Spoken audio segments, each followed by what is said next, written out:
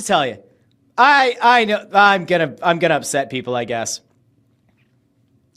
but I don't really care. I'm gonna be honest, because I've actually had some people in real life ask me what I thought of the Jimmy Kimmel thing and about Jimmy Kimmel being suspended indefinitely, which really does sound like fired, but they haven't said fired yet. I gotta be honest with you, I don't think Jimmy Kimmel's particularly funny. I don't think Stephen Colbert is particularly funny. I don't think that Jimmy Fallon's shtick is nearly as funny as it used to be. I don't really care about the late night shows. I also don't go out of my way to watch a Gutfeld, which also isn't exactly my cup of tea. When Conan was on, I didn't really watch Conan O'Brien. What did I say on this show about a month and a half ago? Craig Ferguson to me was like the ultimate pinnacle of what a late night host could be. His show was irreverent. It was hilarious. It knew not to take itself seriously. It knew not to go into the political sphere. You could turn your brain off at night. You could sit back, enjoy a little bit of good old-fashioned entertainment in late night when Craig Ferguson hosted the Late Late Show. Any burden, any baggage that you had throughout the day, you were able to drop that off and leave it at the door and then turn on the TV, watch the Late Late Show, and go to bed with a smile on your face. I don't get that feeling watching any of these late night people. I don't care where they are on the political spectrum. I don't care. I will say that on one hand, I got a little bit like, I saw the initial clip, the one that apparently led to a lot of the TV affiliates, Nexstar, Sinclair, saying they were going to pull Kimmel Show. They were going to preempt Kimmel Show.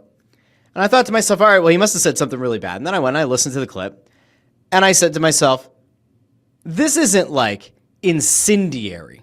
This wasn't like dancing on someone's grave. It wasn't that was deserved. There was nothing like that. And I sat back and I said, okay, if Jimmy Kimmel were doing this on his own show, on his own channel, through his own LLC or whatever, would he get demonetized by YouTube? No. Would he get demonetized by any of the podcast platforms? No. He could say whatever he wants because it's his thing. But when you're somebody who hosts a show on someone else's platform, if it ultimately leads to that platform losing sponsors, losing advertisers, or in the case of Kimmel, losing the ability to like send that show out through a ton of networks throughout the country, it kind of is at the discretion of the network to decide that they're going to pull the show. Now, the whole censorship thing has been brought up. Was the FCC chair involved? Was Trump involved in getting Kimmel off the air? I have no idea. But I will tell you that, like, I think that if you have an opinion on your own platform, you should be able to say whatever the hell you want. You can say really horrible, inflammatory things. And I think ultimately you should have that right because that is freedom of speech. If you're doing that on someone else's platform, you can't exactly be shocked or upset if things don't go well. I've had people who've said to me, don't you think that as somebody who's in the media, you should be like worried about free speech? And I said, yeah, I do. But you also have to be cognizant that your opinions on something might not align with what the ultimate corporation or whoever you answer to, whoever's platform you're on, ultimately aligns with. And if they aren't happy or they feel like you've done a detriment to their business, they're going to pull you.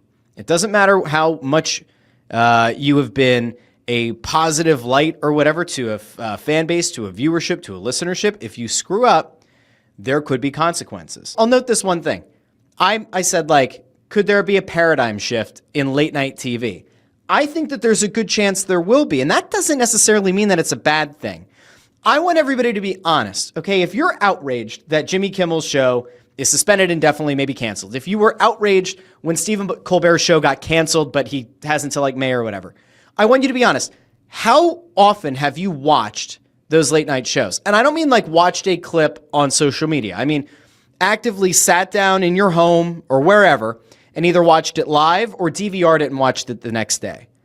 When's the last time that I do seem to remember when Jimmy Fallon took over the Tonight Show, that felt like appointment TV. The Roots were such an incredible band. Fallon had this like new energy to him. It felt like he was really shaking things up. And there was also kind of all of the palace intrigue, right? Because you had Conan, got the Tonight Show, And then it kind of felt like, ooh, did he get stabbed in the back? Leno kind of came back into the picture. Remember, Leno was doing like the dinner time or early prime time show for a bit. And then Fallon comes in. And so everybody wanted to see if it was going to work. And when Dave Letterman left and Colbert replaced him, remember, Colbert, it took a long time before he found his voice and like where he ultimately felt comfortable, which did end up kind of being more in that political sphere. Kimmel's a show that I've never really watched. I couldn't tell you how different the show is now versus what it used to be. Conan, I remember watching the Tonight Show initially when he went there, didn't exactly love the show, and I hadn't watched him prior to that, so I didn't have much of an opinion. I did watch the Late Late Show with Craig Ferguson, obviously. I tried watching the Late Late Show with James Corden, which I did not like. I mean, initially I thought it was kind of okay, but it's kind of like you follow a legend, and to me, Craig Ferguson was the legend. You follow the legend, it's really difficult to do it. You want to be the person who follows the legend, and that ultimately didn't come to fruition. And so that show's just gone. A paradigm shift's not a bad thing. If you think about sports, right? Put this in the sports context, okay? Morning shows have changed. Think about what you used to do as a sports fan in the morning a decade ago, 2 decades ago. Let me take you back into the time machine, right? Back to, I don't know, like, let's say 20 years ago, okay? God, that feels awful. Let's go back like 20 years. Let's go back to like 2005. Wake up with me. What was the first thing you did? So I was in high school. 20 years ago, I'm in high school. I wake up in the morning. I turn on my TV before school. I watch Sports Rise. I'm used to waking up to the sound of Ron Burke, I guess, right, in the morning, or Neil Hartman, or one of those hosts. I would watch typically the back half of Sports Rise. Then I would wait until Sports Rise would get to the same point, like a half hour later, right? So I'd start at like, let's say 6:15, and then I would watch until like 6:45. So I've now seen the back half of the show, the front half of the show, and then I switch over to Sports Center.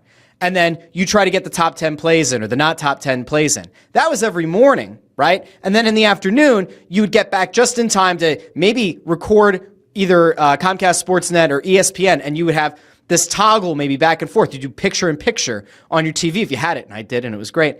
Where you go back and forth between like Daily News Live and then either Around the Horn or PTI, depending on the time. And then you would get yourself ready. Maybe go back over to Sports Center at like 6 o'clock. And then at 6:30, you'd switch back over to Comcast Sportsnet and get ready for pregame live. You'd watch the game. You'd do postgame. Then you'd switch back over to ESPN.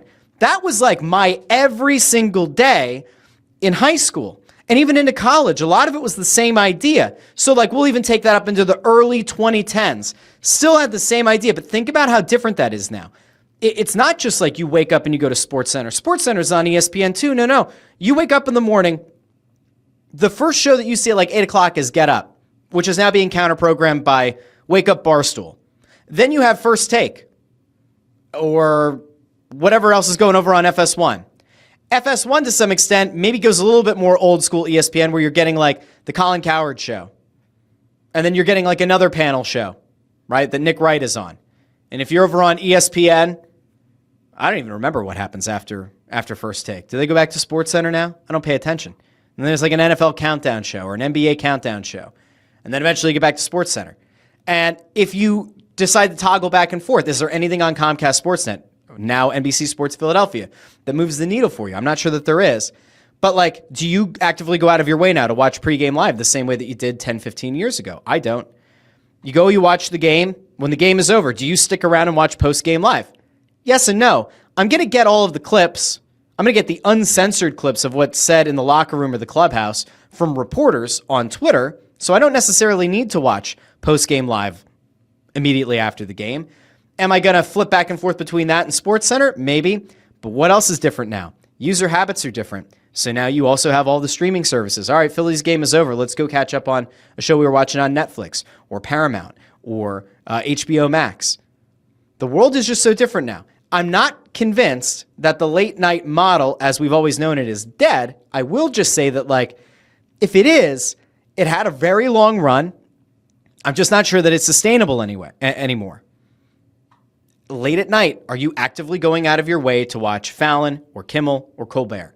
If the answer is no, and instead your answer is to go to Netflix or one of the streaming apps to go watch stand-up, or maybe to go back and try to find a little bit of normalcy in your life, and maybe you go back and you watch a rerun of like The Office or something, right, on one of the streaming platforms. Or maybe you decide to go way back in the Wayback Machine. You go onto Paramount and you find, like, I don't know, Rocket Power, and you turn on Rocket Power when you have the flu because it's the only thing that'll help you fall asleep.